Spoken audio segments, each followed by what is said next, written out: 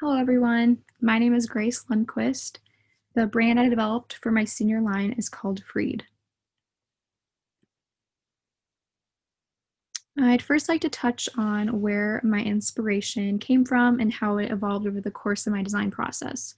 So, something I really noticed happening in fashion, especially recently, are people embracing androgynous fashions or really breaking the boundaries between gender and clothes and blurring the lines. Pop culture figures of today, specifically men, include Frank Ocean, Billy Porter, Lil Nas X, Harry Styles, Timothy Chalamet, and many more, whether it be dresses, sparkles, blouses, lace, and ruffled trim, flounces, or high waists. These are all elements perceived as quite feminine today. From there, this led me to look at fashion icons from the past in the later 20th century. Dennis Rodman in the 90s wore crop tops, sparkly tanks, and embraced makeup and painted nails. Beyond that, through the 60s and 80s, we have figures like Prince and David Bowie, Elton John, who also reflected these designs in their outfits.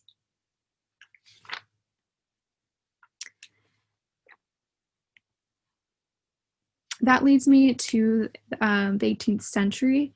Um, as I was kind of picking out what design details I'd like to include in my collection, I was also taking a fashion and history course here at ISU. I noticed a lot of these elements originated from the Victorian era.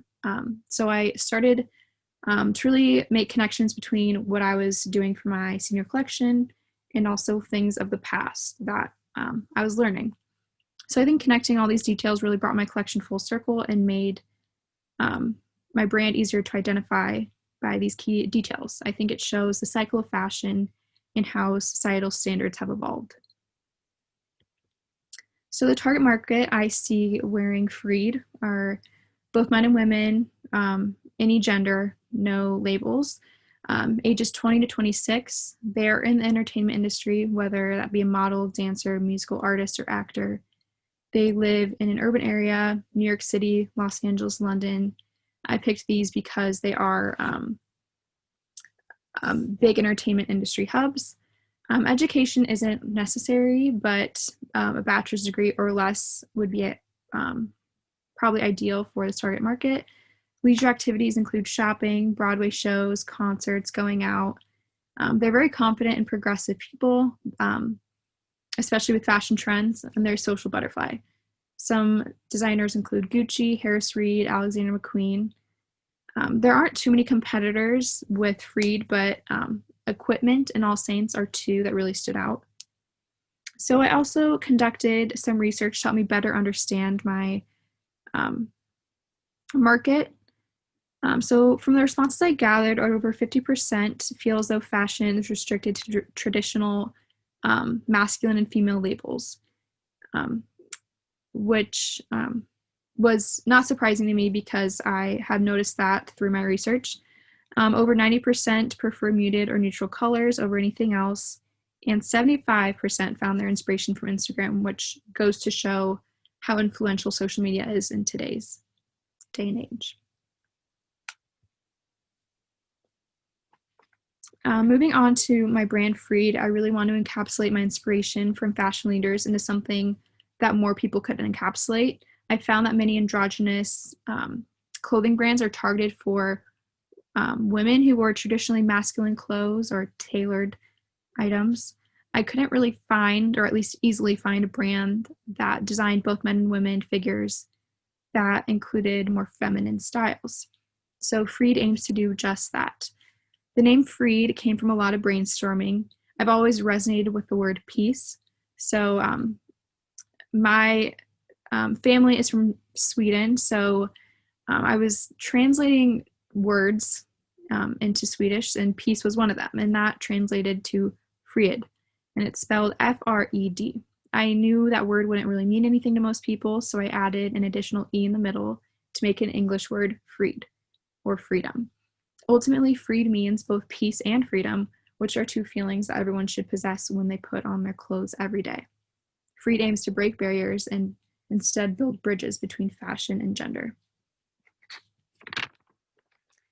This is my mood board. Again, I wanted to embrace femininity and break barriers. This board represents the style of my target consumer. I focused on the color green, and this is a typically gender-neutral color, which fits well into Freed's vision.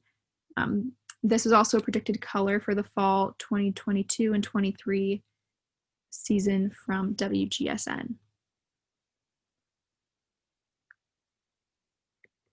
To add on to this, here are some trends and fabric details that really inspired my collection.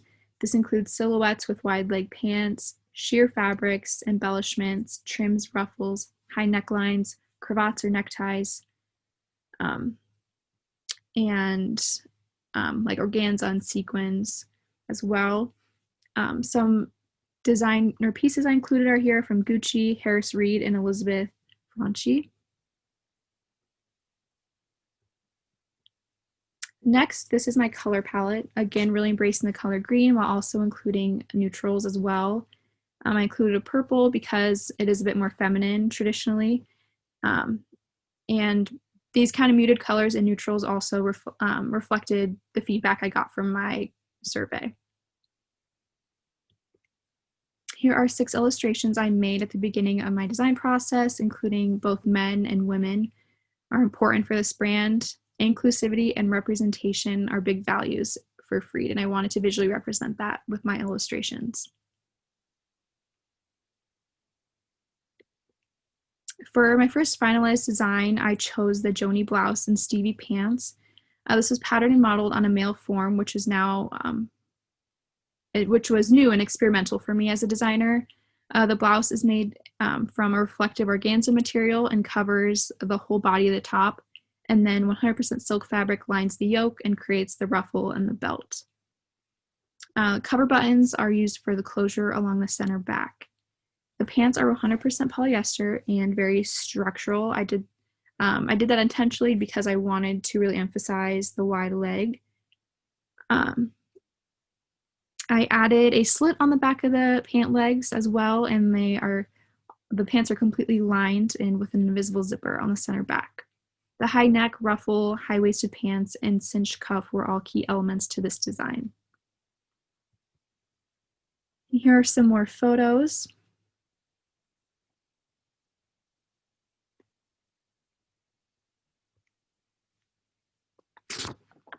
Moving on to design 2, for my finalized design, I wanted to create the rush blouse and the Jimmy pants. This is similar to design 1, and that is a shirt and pant combination. I wanted things to be pretty interchangeable. I wanted them to still be wearable pieces, but fashionable takes on everyday items. The blouse is a sheer black, light to medium weight chiffon with, again, a high neck. The necktie and pant coordinate materials with this sea green crepe fabric that is pretty textured. The blouse has higher sleeve caps with lots of gathering and ruffled lace wrapping around the cuff. The cravat was inspired by Victorian era, and again, the wide leg pants are also present. The pants are dartless and high-waisted with 2-inch waistline. Here are some more photos.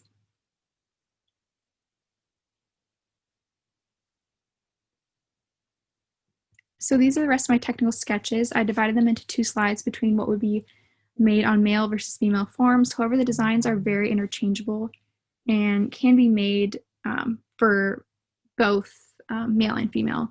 There are 11 garments total. So these are all the pieces made on a female dress form, and these are all the pieces made on a male dress form. Finally, these are all the packaging and branding materials. Looking at all the designers and brands that inspired this collection, I noticed most had really simple and sleek packaging, so I too wanted to reflect that into my branding materials. The hang tags and garment labels are all minimalistic and subtle to help the garments really stand out. And packaging with the poly bag and the boxes are also really minimalistic and cohesive with the brand.